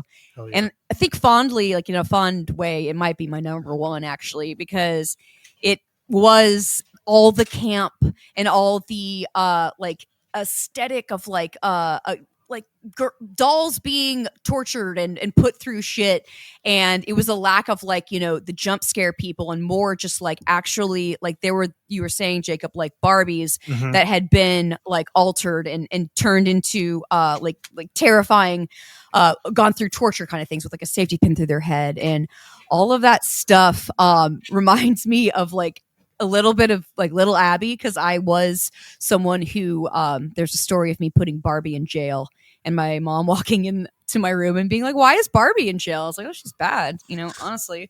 Next year Halloween Horror Nights, Little Abby. She'll put you in jail. She'll put you in jail. Yeah, I love that. It's like that little twisted part of a young girl for some reason is something that I really identify with, and it taking something that would just be like dolls and like girl stuff and making it scary is just my favorite. Like that was really inventive and refreshing and new, and I feel like Jess and I could live in that house and function and be happy. And be all my problems would go away if I just lived in the doll house. Just live in the dolls. Let's play Dead House. Hey, things would be different. I'd be pushing that button. Yeah. I didn't push any of the buttons. And shout out to our tour guide, Sarah, because I really appreciated her like bits of information before going into the houses of like, you can do this, you can do this. Although I forgot it as soon as I went in there. Yeah. It was nice to know. Cool. That was a good house. My number 2 was also I got this right in my anticipated list. I anticipated this at number 2. It was number 2, and it was Terrifier. Even though I don't, you know, those aren't my favorite movies in the world. But this was one of the first times that a Horror Nights house felt actual grossness to me. Like it. Right. It was actually a grueling house to go through, and there were a couple times where I literally was like, "Oh, yeah, like, I did a couple of those." There's like a whole part where you're in a bathroom and it's I mean, I stopped breathing at one point because I was like, if I smell this, I was like, I will throw up if I smell this again, and. There's something in the house from the third movie where there is a female character who's been sitting in a bathtub for like a couple of years, just like rotting, and they had that in the house, and I'm sure I saw it and then made it like probably winced. I was just like, I was like, this is so much, and that's what I want the houses to be like. That's what I think all the houses should make you like. Like they should make you do that. And like I'm thinking back to the Fallout house or the Wyatt house where I just walked through being like, is this fucking over yet? Where like I literally feel nothing in the Fallout house other than cool. I wonder what the next house is. And then this one you're just like kind of grossed out and like smiling because there's weird shit in there, and I just had fun in there. Imagine being one of the employees that has to just stand in that shit room. Yeah. Hey, I do have a nitpick for this house though. Okay. Yeah. I was getting really excited about the concept of at the end there's a dry path and a wet path. Oh yeah. And I was like, well, we're not going to be the people who take the dry path. I want to see the gross shit. I want to go to the wet path.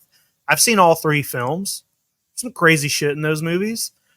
I had built up that the wet path was going to be like Art, you know, like the grossest, like Art the Clown doing something really gross or something. Right. Yeah. And there was nothing in it.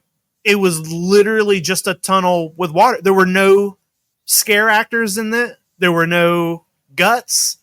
It was nothing. It's just a tunnel with water falling on you.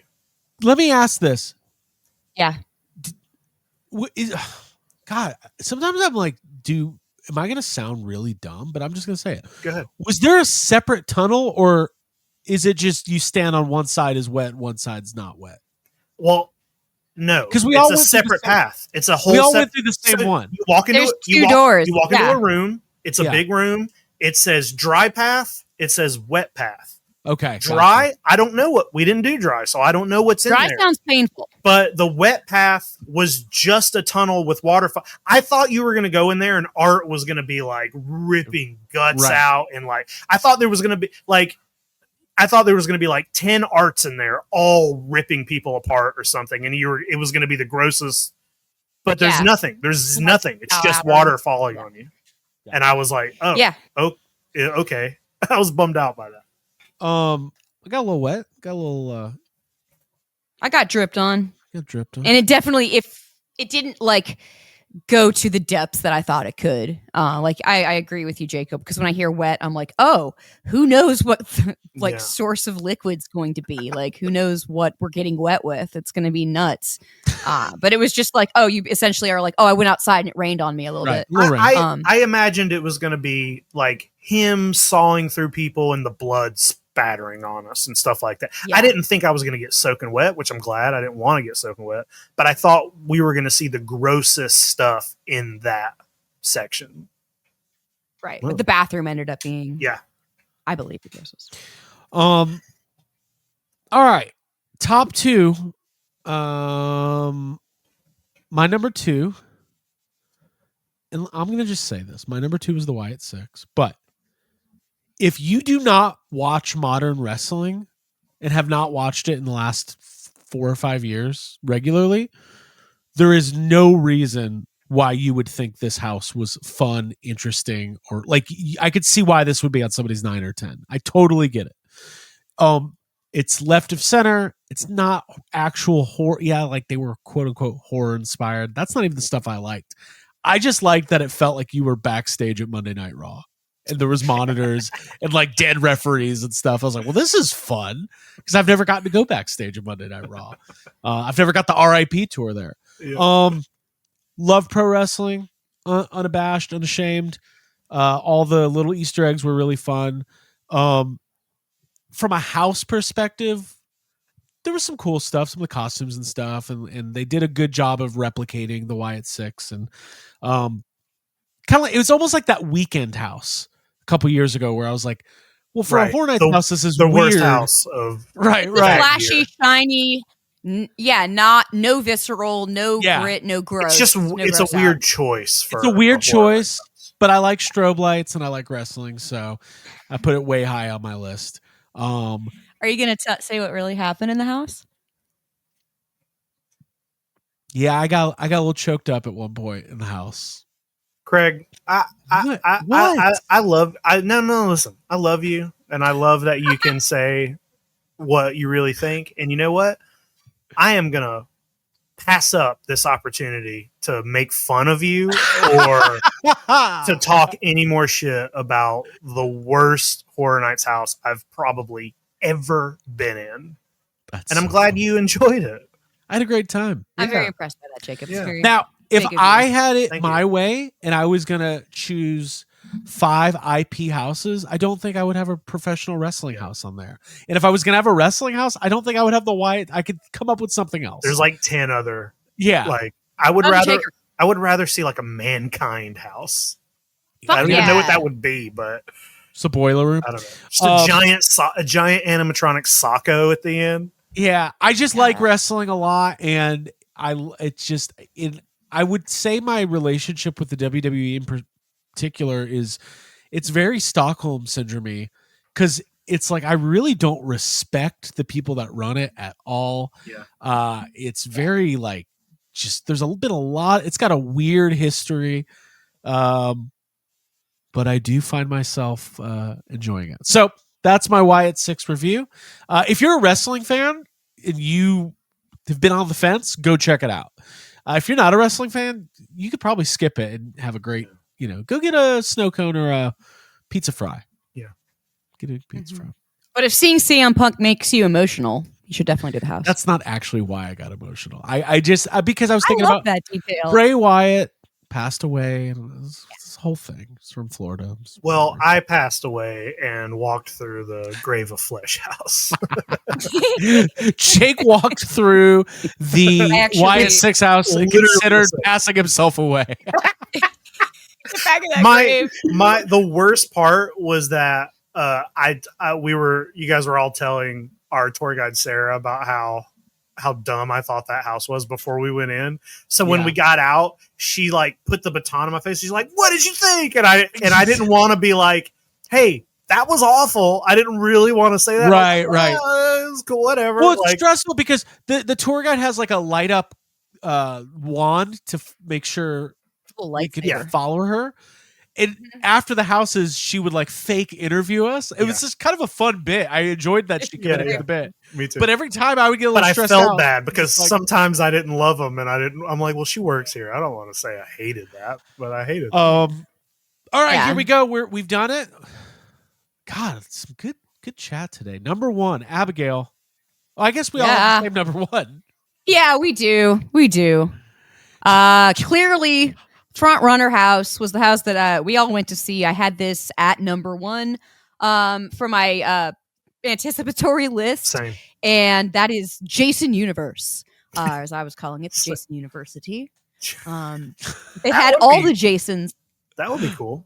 Yeah, I know. Put Jason in college. They have all the Hogwarts, like, school clothes. Like, let's have a Jason University shirt. Anyway, this house had all the Jasons, like I said, every different type of Jason was popping out, doing their thing, loving that. There was a hallway where I got double teamed by two Jasons that just popped out at the exact same time and scared the absolute shit out of me. I think that's like the most effective thing is to be like one and then two, because like you're like looking the other direction once you're scared by this guy and then this guy's in your face. I loved that, and it made me so happy, and I got scared in like a fun way. So yeah, it was artfully executed. It's an IP that I love, a franchise that I'm fully immersed in. Obviously, we're celebrating in Jason and all of his achievements this month, and we're going deep. So his achievements. Let's do Jason you awards. Gotta admit, yeah. I think part of the thing with Jason is he never got a chance to join the Boy Scouts, and like based on some of the kills in these movies, he would have been. He would have had a lot. His stamina, his survival skills, crafty. Yeah, he would have been an Eagle Scout, no doubt. Yeah, I mean, Jacob, I've got some thoughts, but I want to hear what made this the number one house for you. Yeah, well, I love IP houses, and I like. I mean, it's Jason. It's Friday the 13th. It's one of my favorite of the. If you stacked up the classic Friday the 13th, Nightmare on Elm Street, Halloween, I love Jason. I think he's great. He's fun. He's not afraid to be creative and have a little bit of fun. And I like when Horror Nights keeps some of the classics around. And also it wasn't from a specific. It was Jason Universe. It was not specifically Friday the 13th Part 3. So most of the house was like just kind of generic Jason stuff. You're just in the woods, you're in cabins, he's just killing people. It wasn't like kills that you knew or were in, when it's based of a house specifically, you can kind of anticipate what you're going to see a little bit. And it wasn't like that. It was just there was a ton of Jasons just killing people. And that's all I want to see. And then when you get to the end and you get into the classic Jasons and it's like just all the Jasons, that's exciting because we have, amongst the three of us, and like with Peter, I've had a conversation with Peter more than once about like which Jasons are the best looking Jasons. And, he looks great in so many. Yeah. It's like, he looks cool in so many of the movies and you get to see them all. Like, you're like, hey, there's Jason Goes to Hell, Jason. There's Friday. There's the final chapter. There's like, and then there was literally the dead Jason with the lightning bolt from Jason Lives was in the house. And, it was great. That's so fun. That's what I want. That's the kind of stuff I want to see. I would love to go to Horror Nights one year and there's like Halloween, Friday the 13th, Jason, Texas Chainsaw, and it's just all like that. It's just all like, here's classic kills from these movies that you love. I mean, one of the things that makes Horror Nights so special is when you have like a heavy hitter, like a classic genre icon. And I think you can make a case that Jason is as iconic. Jason Voorhees is as iconic as Frankenstein's monster, Dracula. Like, we've had Jason since 81 or 1980. No, 40, I think that first movie came out 79 maybe? Might have been 70 something, yeah. So it's like we're pushing 50 years, and it's really cool that Jason Universe is like taking reins of the franchise, and we've got new content coming and new 1980. 1980. Sorry. So new shows, new games, 50 years, and you get to go celebrate it. Let's talk about that hallway real quick. So if you've ever been in a Horror Nights house, a lot of times the transitions or throughout the different hallways, there'll be stuff hanging from the ceiling that kind of separate the rooms. This has never happened to me in a Horror Nights house, and this was like the coolest thing ever. We're in this hallway, there's Jasons popping out everywhere, and there's a fog machine going off, and it'll go off and then kind of like clear out a little bit, and it's like on a timer. There's also these kind of like felt room dividers hanging from the ceiling. So I was caught up in a moment of time where the room got extremely fogged up just as I was approaching one of these felt room dividers or whatever it was. And I was like, oh, cough. And then the smoke cleared, and unbeknownst to me, I was standing directly in front of one and didn't know. So I opened my eyes and saw pure black, and I went, what, where, what? And then I moved a little forward, and then there's 3 Jasons coming at me. I was like, oh my God, this is fucking cool. That was awesome. Yeah, I loved that. Fuck yeah. I think the key element that we're all like touching on here is that Universal Studios has always been about writing the movies. And when you're surrounded by the scenes and like characters from the movies that you've watched and that we love and respect and care for this way, like that's what it's like. You're like, oh, I'm actually in it right now. Like that's what it's all about. That's a great point. And I think that's my biggest, I think the original houses are all really cool, and they put a ton of work into it. But to me, I want Jason. I want Art the Clown. I want Freddy. Give me the We also did the Jason house last, and I'm glad we did, because like it was my most anticipated. And if we would have done the Jason house like first and then just had that because like that last hallway, the hallway's smaller than what you're used to go. Like the walls are a little closer to you than what they usually are, and the Jasons come out more. There's much more of them happening, and more, the frequency is quicker, and it felt very like relentless, and it felt like the proper like climax to the whole night. And I just love that. And then seeing all the different Jasons, and it also like, because we've done so much Jason stuff this month, and because we covered Jason Lives, and because we are spending our Halloween at Camp Crystal Lake. I know we haven't really talked about that too much. We were kind of keeping that a secret, but it felt like it was for us. It was like, I was like, there's Jason Lives is in here because they knew we were coming. It felt like it was for us, and it was fun. Yeah, Jason got us there, and then we saw him. It was awesome. I said thank you to every single Jason. I said thank you for the pass. Thank you for every Jason. I was like, sir, thank you. Thank you, Jason. No, I totally agree, and I think that I've never really had much interest in going to like, there's haunted houses everywhere, and we have Netherworld in Atlanta, and in the South has a lot of famous haunted houses, but it doesn't interest me that much because it always feels like a knockoff of the thing I like. Right? There's always a guy that looks like Leatherface, but it's not. Bootleg, discount version. So I just really appreciate being able to walk through a haunted house, and it's Friday the 13th. And if I want some officially licensed Friday the 13th merchandise, I can go to the gift shop and buy it. Yeah. It was really good, really cool, really well done. I really, really enjoyed the Jason house. And like you said, like we've been watching these movies, there's different Jasons for everybody. I mean, we were talking about earlier, the Friday the 13th, the last chapter, the VHS cover, the poster with the knife through the eye. That is maybe the most iconic image in the franchise. So, in my opinion. So, and like, we're going pretty long here. I do. We haven't. I wanted to at least touch on a Scare Zone and that show a little. All right. bit. Well, let's wrap it up. Let's rapid fire some of this last stuff. I didn't realize we're almost at 2 hours. Holy shit! Are you serious? Yeah. What? And we're an hour and 40 in.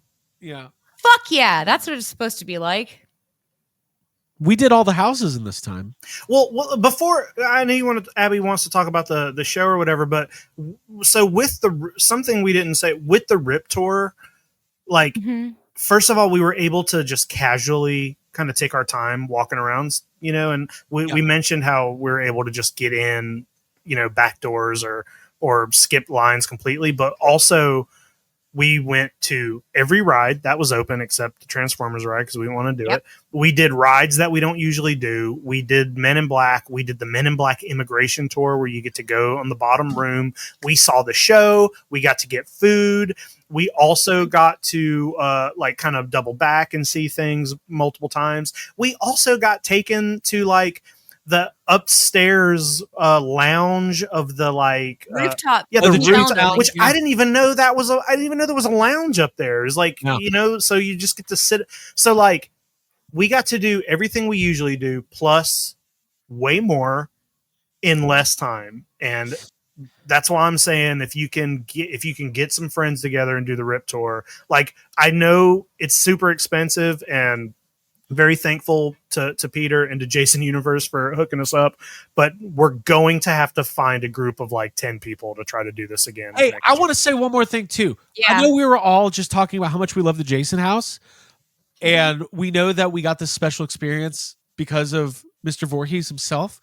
But I feel very safe in saying we would have been saying all the same stuff. That Jason house was amazing.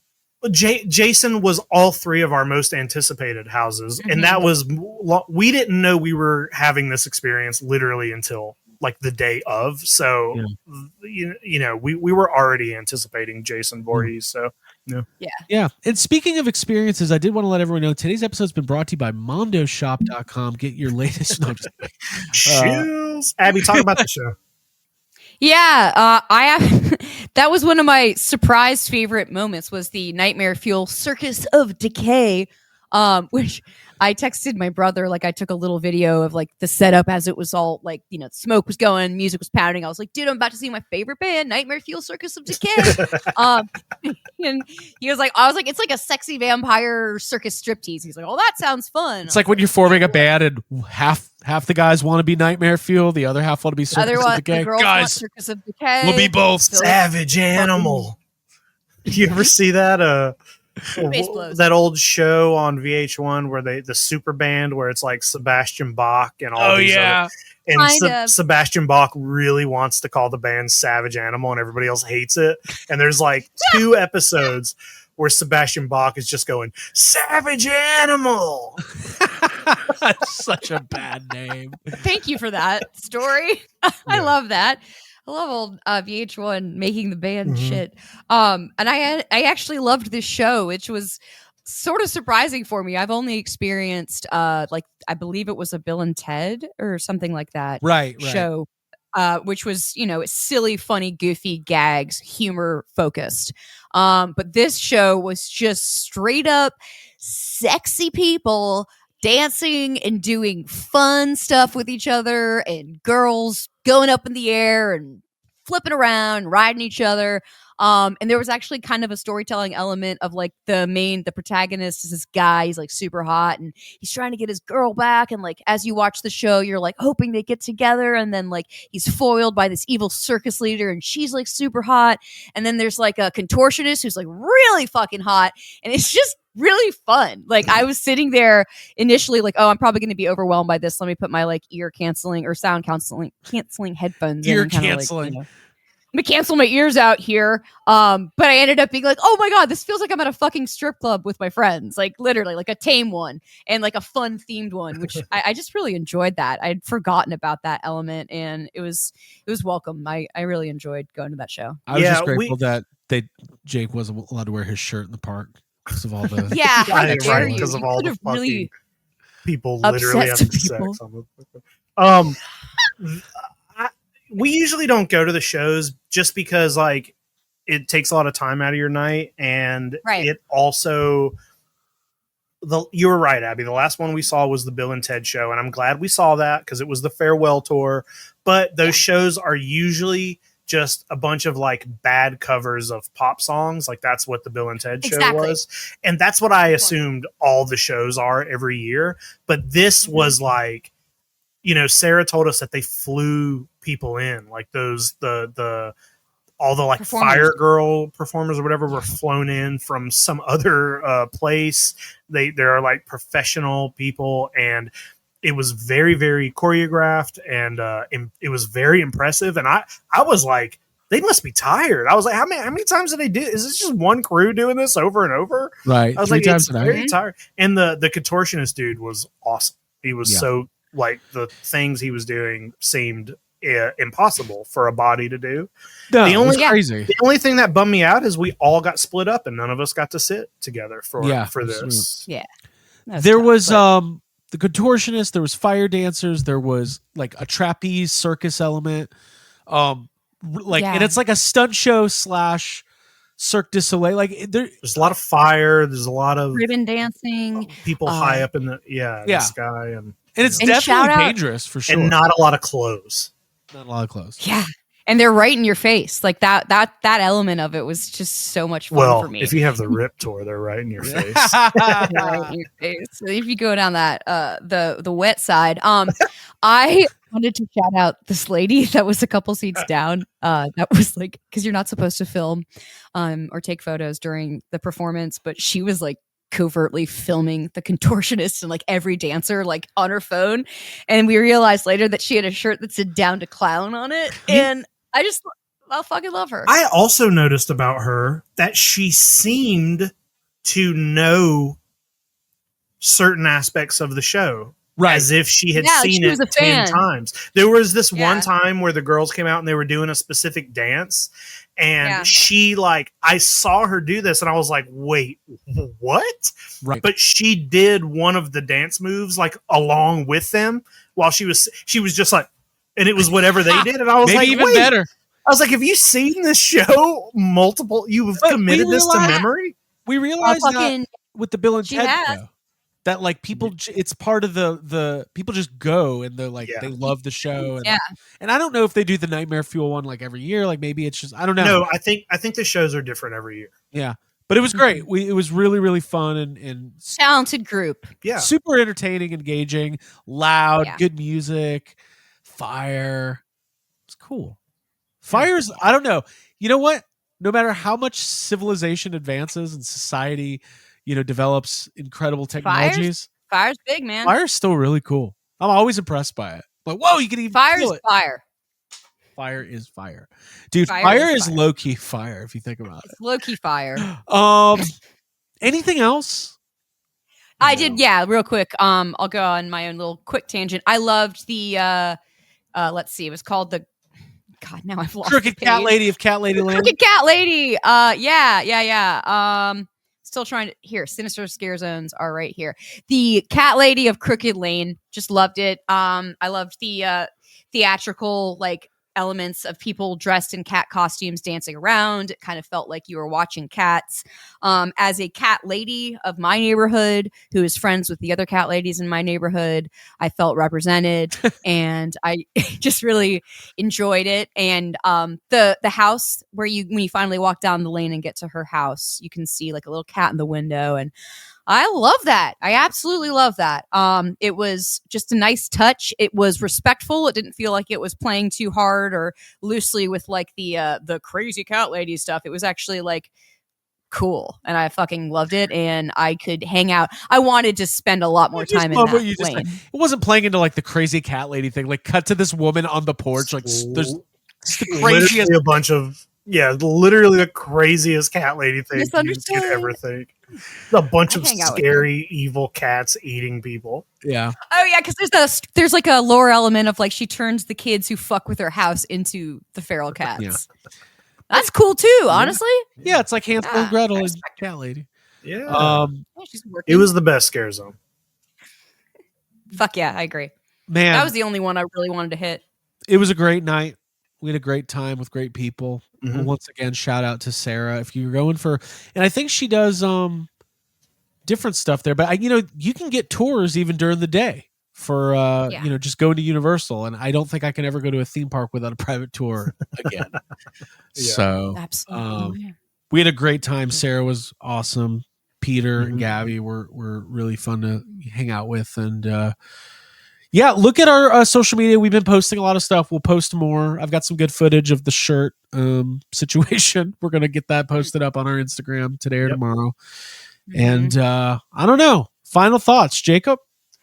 Oh, it was great. It was a fun year. I wish we could do it for 2 days in a row or 3 days. I wish the trip was longer. I love Horror Nights, and I look forward to it every year. And I'm excited for next year. Next year I want to go to Hollywood and Orlando one of these years. Double trouble. Can we get Sarah to also come to Hollywood? And she's also like the pilot that flies us there. Yeah, let's get her. Let's put her on salary on the YHS team. I think she's vital. It'd be awesome. So funny. I want to do a Hollywood as well next year. I want to make sure to do that. That'd be a lot of fun. But my final thoughts, I want to just show off a little something, a couple of things that I got. Okay, actually just one thing. Because now I'm realizing this is just the pumpkins, and this is my my badge. Pumpkins were from Peter. Thanks, Peter. I've got the shirt I'm wearing first off, which is the like Origins of Horror shirt. If you can see, it's got like the big bird on it. It's got this sexy witch. It's got the cat from Crooked Lane. It's got this like, I think this is the Gulkin, and then like the 1920s car accident. All the scare with, zones. Poison. It's all the scare zones. These scare zones. Yeah. Sister scare zones. Good. So I got this. Yeah, I love this shirt. It's really cute, and like Jacob, you mentioned the color scheme matches yours, and I think that's awesome. But the piece de resistance, the big piece that I got is my Chucky and Tiffany pants, which I hope you can see. There's like they've got little cuffs on them. There's just really cool detail, and you're going to be seeing a lot of these over the next couple years. Probably this is a big deal for me. So I was really happy to pick up those pants. It's a big deal. Dude, that's the thing about Horror They're Nights. awesome. Yeah, listeners know that where we live in Hapeville, Georgia, there's a car crew, a Chucky Child's Play car crew. You better watch out. If they see you wearing that, do you get in trouble or do you become a part of them? I don't. Dude, understand. it's like I'm part of the club. You wearing their colors or like it's exactly. They're like, get in. We're gonna go smash mailboxes. The Van Buren boys. Is that what you're trying to say? Van Buren boys. Yeah, it's like that. Yeah. I'm excited to do that. But it was really nice to pick up a silly pair of pants, and it was really fun to scream and be alongside some of my favorite people in the entire world and make memories that I'll never forget. And thank you so much to Peter and Gabby and the Jason Universe folks, and to Sarah and to us, honestly, because we all did a really good job like supporting each other through the night. And I thought that was awesome. It was the best Halloween Horror Nights I've ever experienced. And I have had stressful moments at Horror Nights in the past. I didn't have a moment where I was out of body or where I was experiencing panic or terror, unless I was supposed to be, like in a Terrifier house. I mean, when it's 1:45 in the morning and you're spending $75 on Chucky pants, you know you're having a good day. Yeah. Yeah, if you're making a fashion choice at 2 a.m., like bleary-eyed, that's the best. So, couple quick hits, and then we'll get out of here for my final thoughts. Shout out to the Uber driver who got really mad at Peter and myself because we were making him wait while we discussed our favorite Aerosmith albums at 2:15 in the morning. I would have been mad too. So there was that. He was so mad. And then shout out to Jacob and Peter who regaled us with deep cut Weird Al songs on the way home, knowing every lyric to songs that no one's ever heard. I am very confident that I could, like, if Peter would have kept that going for 2 hours, I would have known every single song he said. Cool. That made me so happy. I was hearkening back to my like youth group camp trips, mission trip days. Like I haven't seen that level like of nerdy like bro. Is there a Christian Weird Al? Right? Is there like Weird Dave? I mean, I think it's just Weird Al because he's embraced, I think, by everyone. Every community. Everyone likes Weird Al. Well, listen, guys, this was a really fun time. It was a fun episode. I like. I was like, hey, let's do. We'll do an extra episode this week. Craig wanted to keep it. Craig was like, "We're gonna make it only 20 minutes." Remember that? Remember when you were like, "Yeah, it'll be a really short episode. It's the longest episode." Yeah, I remember that. He's like, "We're just gonna get right into it," and I said, "No, we're bantering. We have to." It's I was denied. That builds up to the main act. I was denied. Listen, guys, lots of fun. It's been a really fun month. Stay tuned for more from YHS Podcast. If you need to catch up on any of our episodes, you can always find us on your podcast feed, Apple Podcasts, Spotify, YouTube. If you want to watch us, I think a lot of people are watching us these days. We appreciate you being here. We appreciate your support as we continue to count down to the 10-year anniversary of YHS Podcast coming up in just a few short months. And in 2 days, you can find us back here at Camp Crystal Lake. Yeah. If you're listening to this in 2025 and it's 2 days before Halloween, then in 2 days from now, go to our YouTube, 10 p.m. on Friday. And if this is after that, just go find it. It's there already. Yeah, it's already there. It's like time travel. It's good to be there. Oh, it is. I meant to leave my keys right here. Whoa! You should have said something that was actually there. Yeah, cool. Yeah, so I know. you could. Okay. Let's go. I got to remember to go back in time and leave myself some scissors. Whoa! It worked. Wow. All right, guys. For Abigail Gardner, Jacob Walsh, my name is Craig Goldberg. Shout out to everybody who has been supporting us for a very long time, and we'll see you next time. Bye-bye. Bye. Do I? Yes, have some. Yes, have some.